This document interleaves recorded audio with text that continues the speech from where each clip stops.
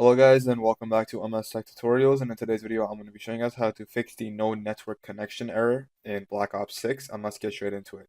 So the first thing that you guys can do is go over to your console or PC, whatever you're on, and just simply close the application.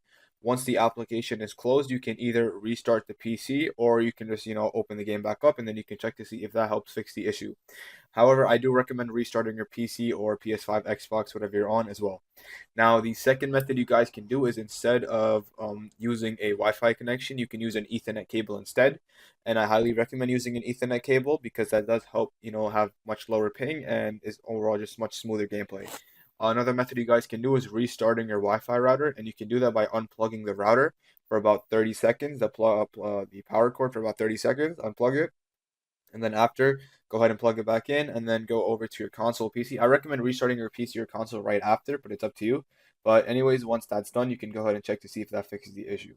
And that should be it for the video. Thank you guys for watching. Make sure to give the video a thumbs up, subscribe to the channel, and have a great day.